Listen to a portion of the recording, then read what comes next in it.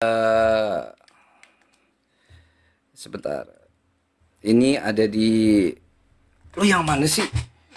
Konsisten. Yesus itu manusia apa anak domba sih? Apa kayak gimana sih? Ya gue sih ngikutin alurnya aja ya. Alurnya kadang-kadang Yesus itu disebut dengan anak manusia, kadang-kadang dia disebut anak domba, dan bahkan dalam oke, nah di sini oke. Jadi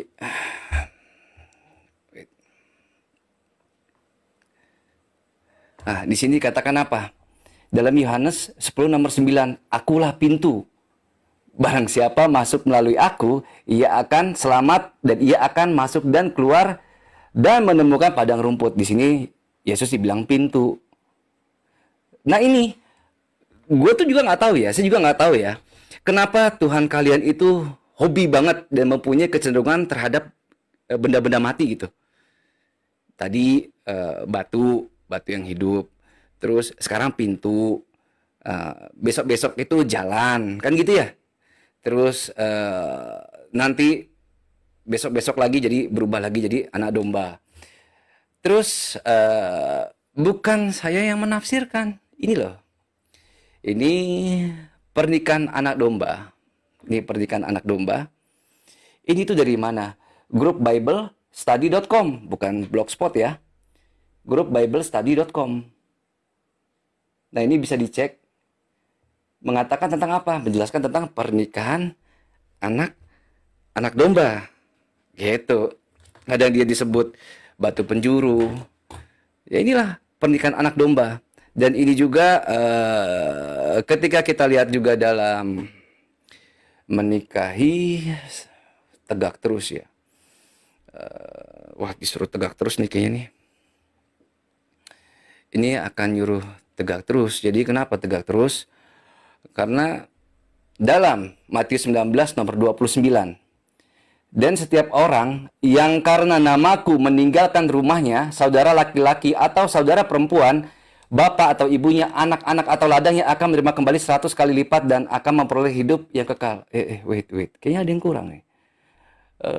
Kita lihat terjemahan versi Kristen di luar sana. King James Version. Nomor 29. And everyone that had forsaken houses, or brethren, or sister, or father, or mother, or wife, all children, or lands, for my name's sake, demi kemuliaan namaku, shall receive an hundredfold, and shall inherit everlasting life. Jadi nanti, tenang, lu dapat 100 istri. Jadi santai aja nanti dapat 100 istri kok. Jadi itu 100 istri itu harus digunakan dengan tegak setegak-tegaknya. Itu yang selanjutnya lagi saya tadi mau bahas Yohanes 4 nomor 24 itu mengenai roh dan kebenaran. Sebenarnya Yohanes 4 nomor 24.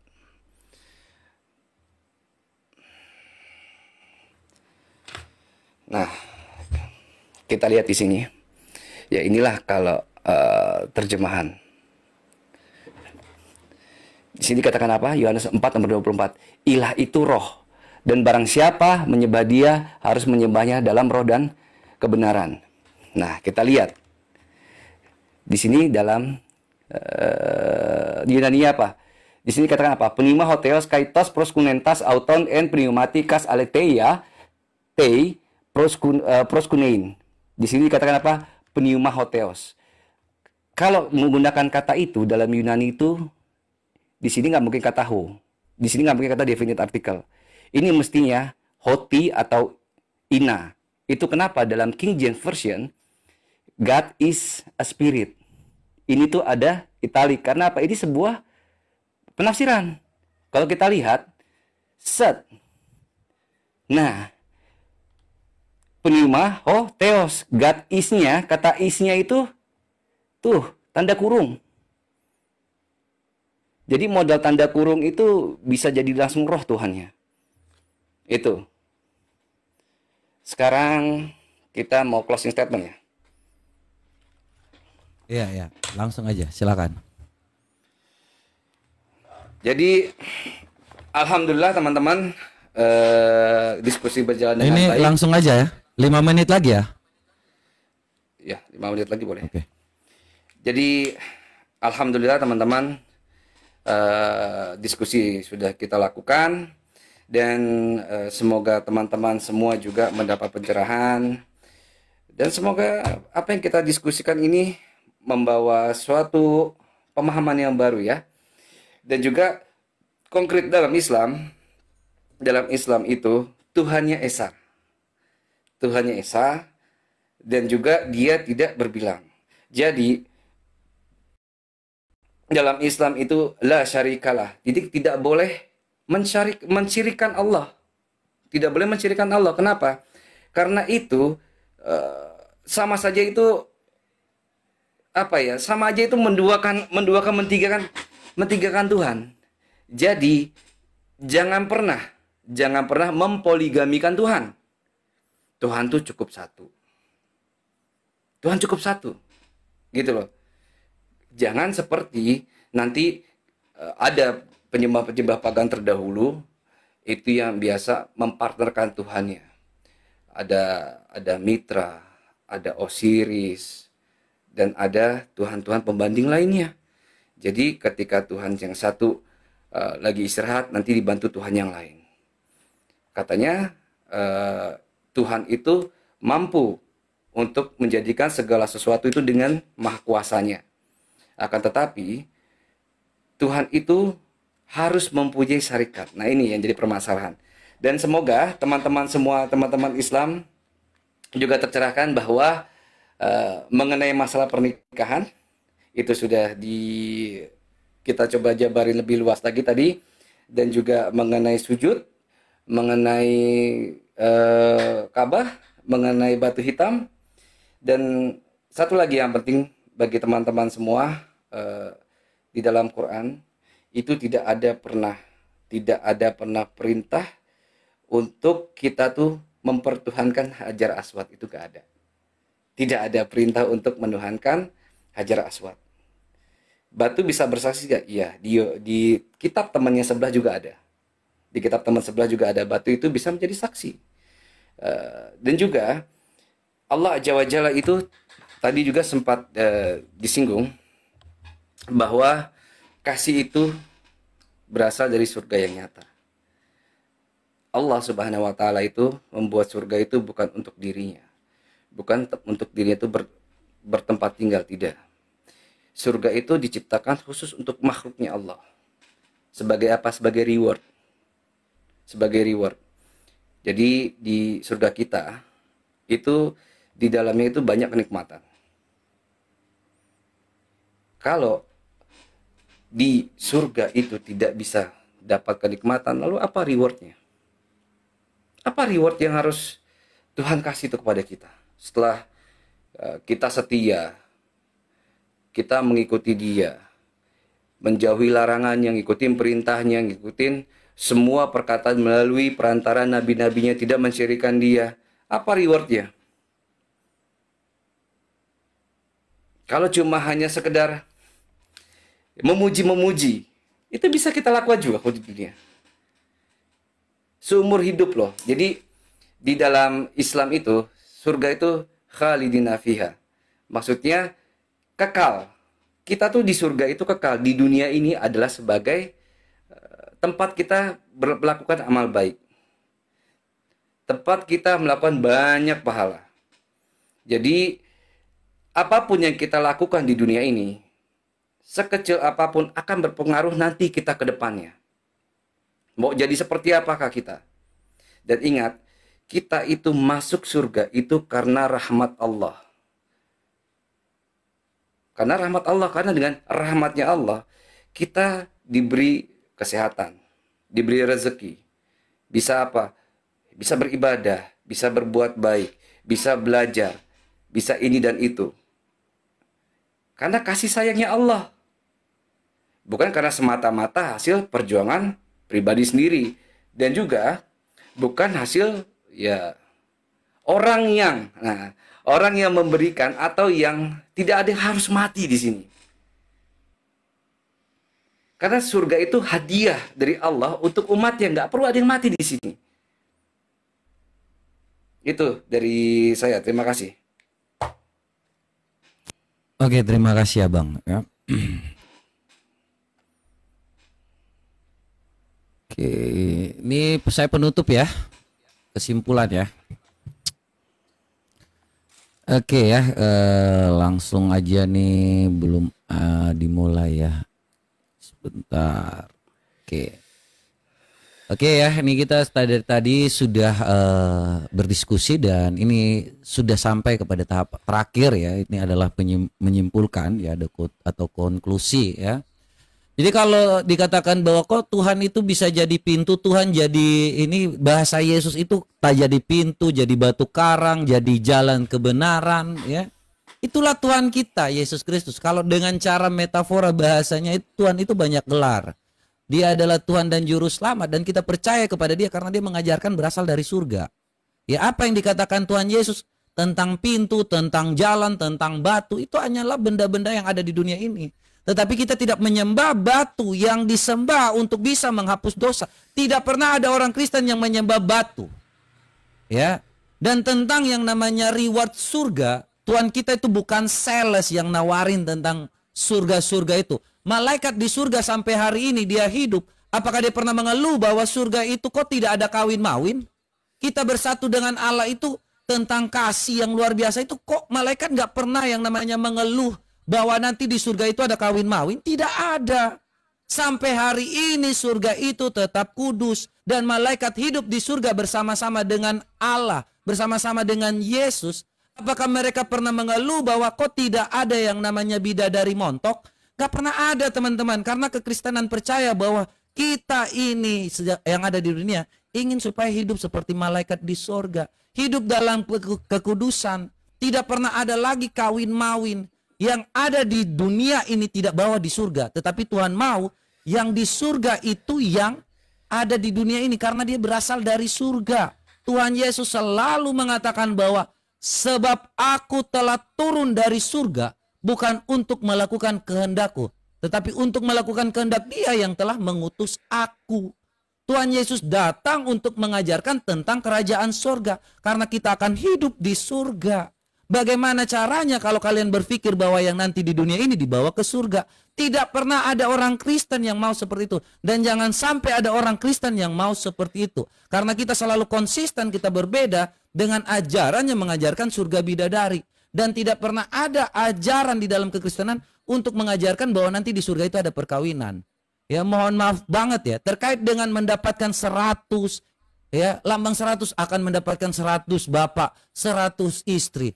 100 itu angka kesempurnaan perumpamaannya. Bukan tentang bagaimana seseorang itu nanti dapat 100 bini, 100 bapak, 100 istri, 100 anak. Tidak seperti itu. 100 itu angka kesempurnaan. 100% ya. Jadi itulah makanya kita orang Kristen mengenal Allah yang hidup. Allah yang benar. Allah yang menginginkan kita hidup dalam kasih yang nyata. Kasihilah Tuhan Allahmu dengan segenap hatimu, dengan segenap jiwamu, dengan segenap akal budimu.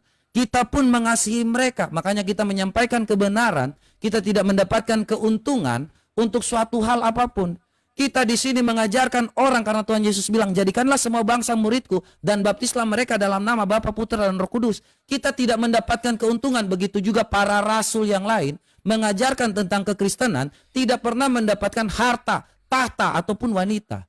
Itu makanya kita berbeda kelas ketika waktu kalian menjanjikan yang namanya surga bidadari, kami tidak pernah menginginkan itu.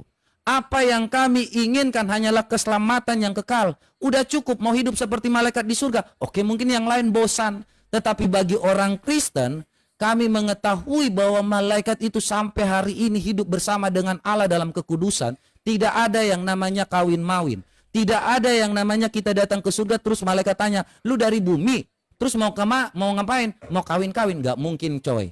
Ya, lu harus masuk kandang kambing, lu mengembik, lu masuk kandang anjir, itu pasti menggonggong. Jadi poinnya, kita ingin supaya kita hidup seperti malaikat di surga. Kita mengasihi teman-teman semua yang dikasih dalam kasih karunia Tuhan Yesus Kristus. Saya berharap teman-teman semua mulailah membaca segala sesuatu itu dengan cerdas. Sekali lagi, kalau tentang yang namanya translate, ya ini ISBN ya. Kalau Anda hanya membaca dengan suatu hal tentang yang namanya ISBN ini, hal ini sudah ada. ISBN berarti terjamin, link ini terjamin. Kita memakai Alkitab yang kita tidak ingin ditipu oleh orang-orang yang mencoba untuk mengatakan dengan translate ini, translate ini. Saya kira saya percaya dengan orang-orang yang kredibel dan saya pasti mengerti dan memahami karena ini berasal dari Tuhan. Tidak mungkin segala sesuatu itu tidak berasal dari Tuhan tentang firman-Nya. Terima kasih ya buat teman-teman semua ya. Saya kira demikian. Shalom, Tuhan Yesus memberkati kita semua. Ya, thank you ya Bang ya. Nanti kita ketemu lagi di lain kesempatan. Next bahas apa ya? Bahas Tritunggal Tauhid yuk. Ya nanti nanti baru di DM aja kalau ada mau pembahasan Lu bro, ya. fallback gua. Belum fallback kamu belum Udah saya. Udah tadi. Udah ya. Tadi tadi aku DM cuma ini kan. Hmm. Enggak ini. Oke. Thank you ya, Bro ya. Oke. Nanti kita Thank ketemu you lagi. ya. Thank you untuk semuanya. Oke. Yuk. Ayo.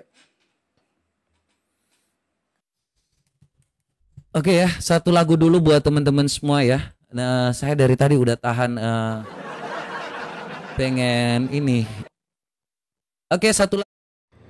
Haleluya, haleluya, haleluya. Assalamualaikum warahmatullahi wabarakatuh. Salam Aki. Aku kabarkan Injil keselamatan. Bapak Ibu kasih Tuhan, ketemu lagi dengan saya Evangelis Avraham Effendi Usman. Bagaimana kabar Bapak Ibu semua? Tentu luar biasa. Yes. Wow, kita itu sangat istimewa. Saudaraku, kita benar-benar istimewa. Oleh karena itu Bapak Ibu, jangan pernah ada di antara kita semua yang mau meninggalkan Yesus. Jangan. Kenapa? Karena kita benar-benar orang yang sangat istimewa. Kita mudah memahami firman Tuhan Bapak Ibu. Mudah mengerti firman Tuhan. Kenapa saudaraku? Karena firman Tuhan sudah diterjemahkan ke dalam berbagai bahasa ibu. Ada bahasa Prancis, ada bahasa Thailand, ada bahasa Hong Kong, ada bahasa Chinese, ada bahasa India, ada bahasa Inggris, apalagi saudara bahasa Amerika ya. Ada bahasa Aceh, ada bahasa Nias, ada bahasa Mentawai, ada semua bahasa-bahasa yang ada di dunia ini sudah diterjemahkan. Ayat Alkitab sudah diterjemahkan ke dalam berbagai bahasa-bahasa yang ada di dunia ini. Sehingga kita dengan mudah memahami firman Tuhan. Ketika kita mudah memahami firman Tuhan Bapak Ibu, maka kita juga sangat mudah memahami tentang Tuhan kita. Kita mengerti tentang Tuhan kita. Kita paham tentang Tuhan kita. Siapa dia? Kenapa dia turun ke bumi? Kenapa dia mengambil rupa manusia? Kenapa dia mati di atas kayu salib? Kenapa dia bangkit dan kenapa dia naik ke surga? Ini semua kita pahami dengan mudah, saudaraku. Seandainya firman Tuhan itu sulit dipahami oleh orang-orang yang beriman kepada firman, maka kita sangat sulit juga memahami tentang Tuhan. Kalau kita sulit memahami tentang Tuhan, maka kita tidak akan bisa taat, saudaraku. Ya, kita tidak akan bisa taat. Maka hari-hari ini kita melihat ada banyak sekali orang-orang di sekitar kita, ribuan bahkan jutaan orang, di mana mereka tidak bisa memahami kitabnya, saudaraku. Ya, karena kita sering mendengar dari pemuka agama A, pemuka agama B, pemuka agama C, bahkan dari Gus Wafi yang seorang polemikus muslim, seorang debater muslim yang sangat dihandalkan, saudaraku. Dia pernah berkata untuk memahami kitabnya itu butuh berapa ilmu itu, saudaraku, untuk kita memahami kitabnya, Bapak Ibu.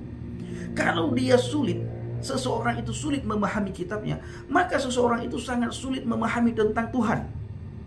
Karena seseorang bisa memahami, bisa mengerti tentang Tuhan itu lewat firman-Nya Tuhan. Kita bisa memahami tentang Tuhan. Kita bisa tahu isi hati Tuhan itu lewat firman-Nya. Kita bisa tahu pikiran Tuhan itu lewat firman-Nya, lewat perkataannya, alias kitab suci, saudaraku. Ya. Dan kalau kita sulit memahami Tuhan, maka kita sangat sulit taat terhadap Tuhan. Sehingga kehidupan kita penuh dengan barbar. Hidup penuh dengan barbar, hidup penuh dengan kebencian, hidup penuh dengan dengki, iri hati, sombong, dan lain sebagainya, Bapak Ibu. Kenapa? Karena kita sulit mengerti tentang firman Tuhan. Apalagi kita mengerti tentang Tuhan, saudaraku. Nah, Bapak Ibu dikasih Tuhan, para pencinta Injil Habaget dan para pengikut Kristus yang setia, kita melihat tadi cuplikan videonya di mana diskusi antara apologet Kristen dan dengan polemikus Muslim. Nah, di pihak apologet Kristen Bapak Ibu ada mata pisau. Dia menjawab berdasarkan apa yang tertulis dalam Alkitab. Setiap pertanyaan yang ditanyakan oleh lawan bicaranya, oleh para polemikus, mata pisau selalu menjawab berdasarkan apa yang tertulis dalam Alkitab.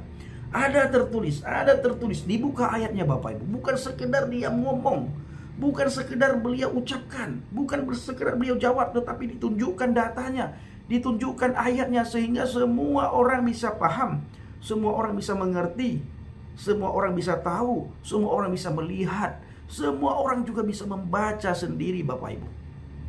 Nah, sementara dari pihak polemikus, dia nampak sekali gugup di saat terjadi perdebatan itu Bapak Ibu. Itu detik-detik terakhir perdebatan Bapak Ibu. Sudah selesai perdebatan, itu closing statement masing-masing dari kedua belah pihak Bapak Ibu ya.